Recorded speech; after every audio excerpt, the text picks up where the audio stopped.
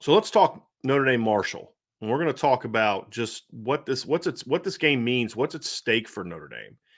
And then get into the prediction. And look, it's easy to look at a team like Marshall and say Sun Belt team, Notre Dame should win by 50. That team's not any good.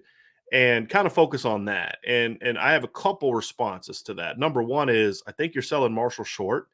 Now, is this a game that Notre Dame should win convincingly? Yeah, it should, but it's a game that they would have to earn a convincing win. This is not a team you just roll the ball out and beat them by 40. This isn't New Mexico. This isn't Bowling Green. This isn't Miami of Ohio. It's not that kind of team. It's not what UNLV will be at the end at some point in time this year. This is more of a Toledo team, right? And a better version of Toledo, in my opinion. They're bigger than Toledo. They're every bit as athletic, if not a little bit more so than Toledo.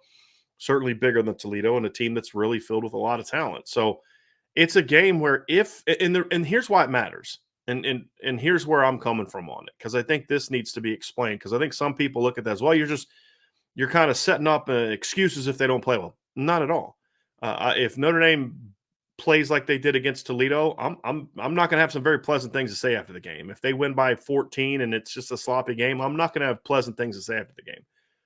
The reason I think it's important to understand that this is a quality program, and why I pushed back on Vince this summer when he was talking about it, is if Notre Dame does blow Marshall out, it needs to be respected and recognized as that's what really good teams do to quality group of five teams. And it will be earned, and they will have to, as Michael Hahn just said, they got to bring it. Notre Dame's gonna have to bring it. They're not just gonna roll the balls out. So I think obviously that's an important thing. We're gonna learn a lot, to me, about the resiliency and character of this football team. And that's really what it means to me is Notre Dame cannot play well and still beat Marshall. They did it to Toledo last year. Notre Dame played terrible against Toledo. Blown plays, pick sixes before the half, questionable calls. So many things went wrong in that game. And yet Notre Dame still won in the end. But it's not about winning to me. It's about, what is your team showing us from a character standpoint? Are you bouncing back emotionally from the loss last week? Were you able to focus in and say, hey, look, here's what we didn't do well. Let's do better here. Players taking accountability for the things that they did or didn't do. Coaches taking accountability for the things that they did or didn't do, which is what you should always do after a loss.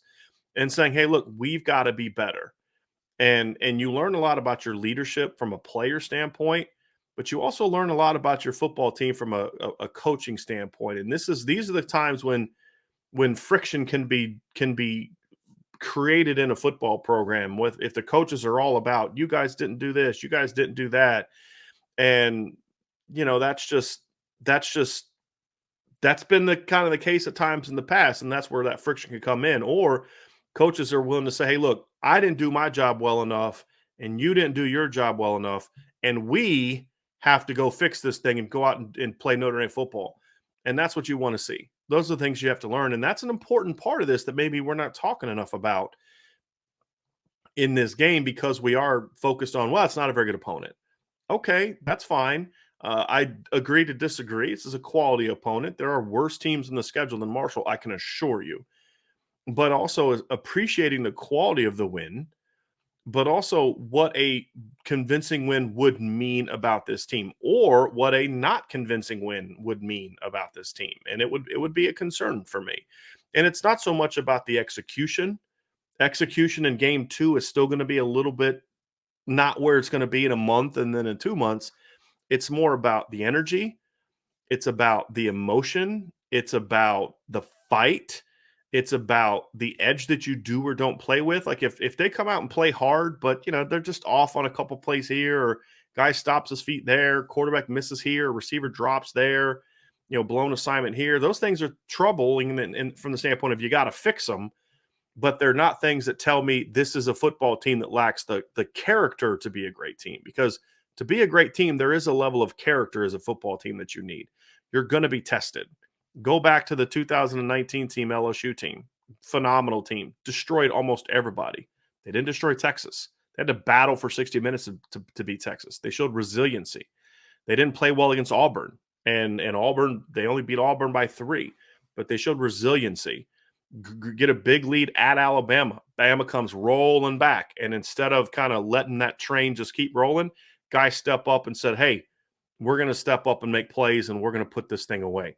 And those are the things that you can learn about your football team in any type of game. And I think it's especially true in a game like this because of the fact it's Marshall and it's not some Clemson coming to town the next week. So, those are the things that you look for and say, this is how you learn about what kind of football team that you are. And so that's what I want to see about this team. And that's why this game is important to me. There's a little bit more importance to it as well. And that is that Marcus Freeman is still looking for his first win. And honestly, it's not really something where I felt like when he took over, you look at a bowl game and then they start the game off the road, you're not really thinking he's going to really have a chance to get his first win in Notre Dame Stadium. But I do think that's important.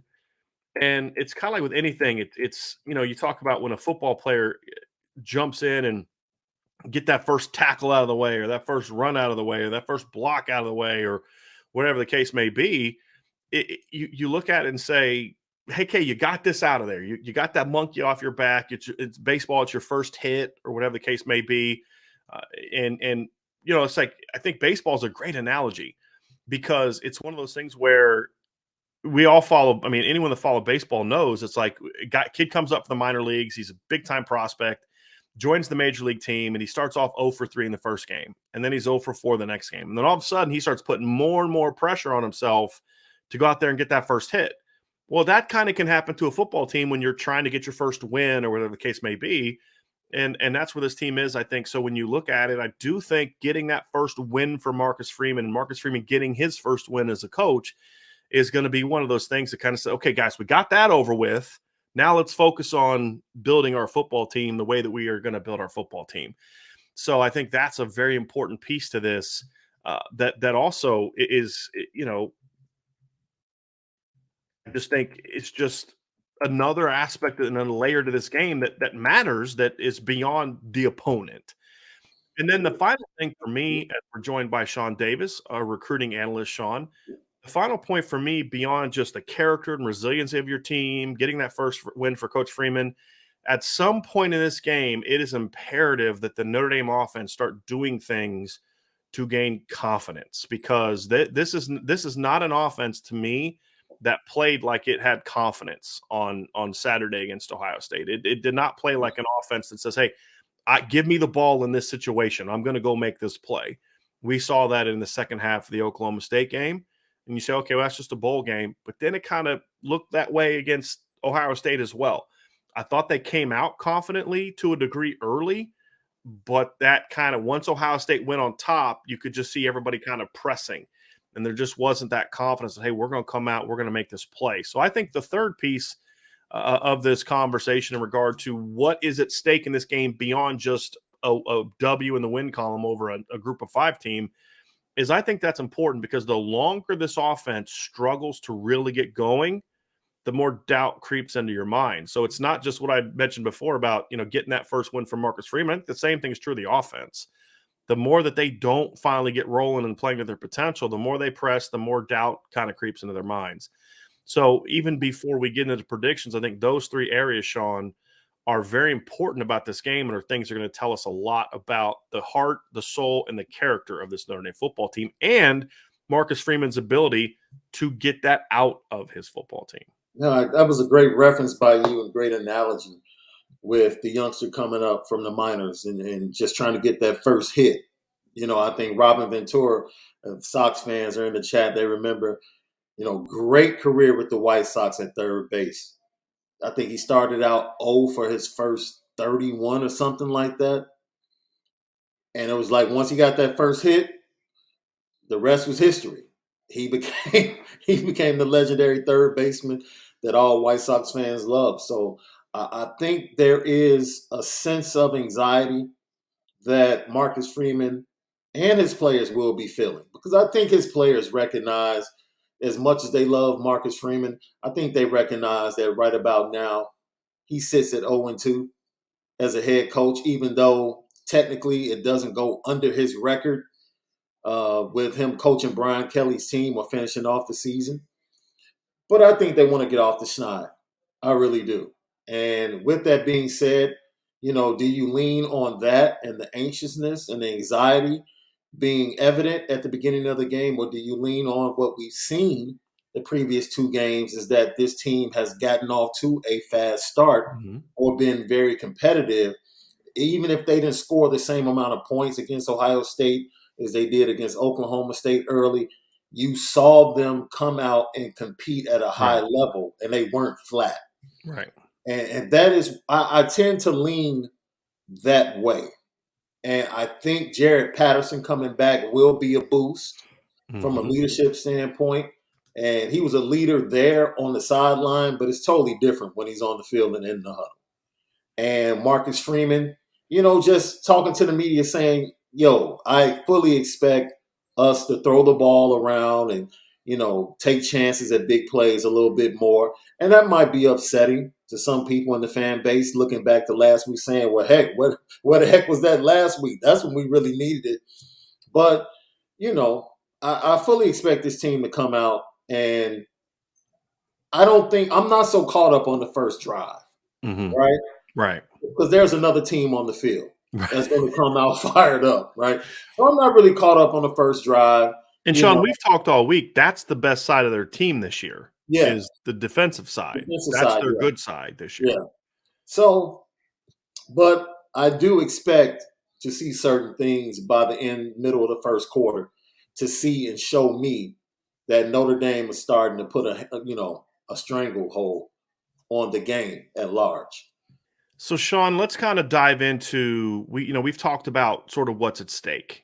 Yeah, And I do think there's a lot of stake because again, what do we always say? It's not about the other team.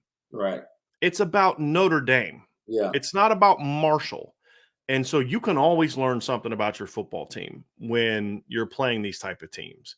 And that's what matters to me is we're going to learn something about Notre Dame tomorrow. Does it mean, okay, the way they play tomorrow means, Clemson, you better watch out? No, it's about building to Cal. And then Cal is building to Carolina, and right. Carolina is building towards BYU, and so on.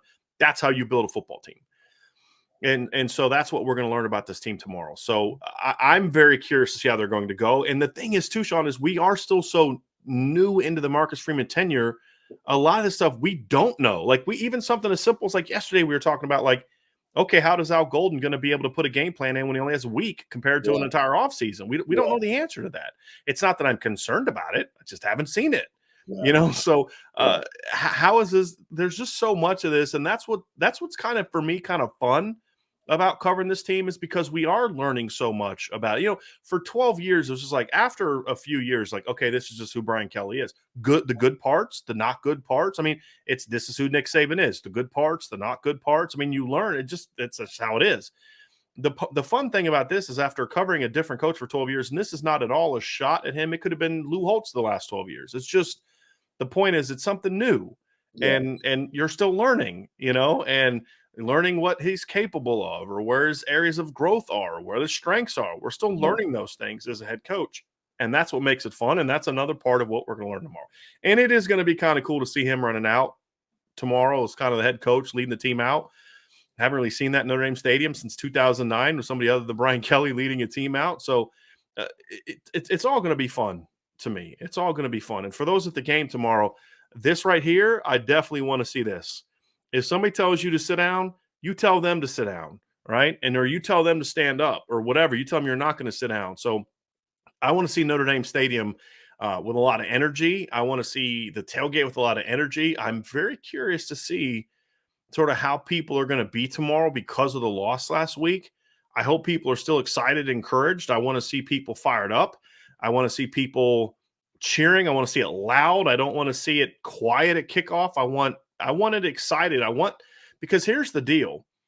There are things Notre Dame can do to create a better home environment, play better opponents and all that other kind of stuff. But at the same time, at the end of the day, it's up to us. It's up to, well, I can't because I won't be in the stands. I'll be somewhere where I'm not allowed to cheer. But for fans, it's like, it's up to you to be loud. It's up to you to determine. I don't care who the opponent is. We're Notre Dame, and we're going to be loud for our team no matter who the opponent is. And so I'm very curious to see if the Notre Dame fans can live up to that tomorrow. I have my question marks. But we're going to find out if they are or are not able to live up to that standard.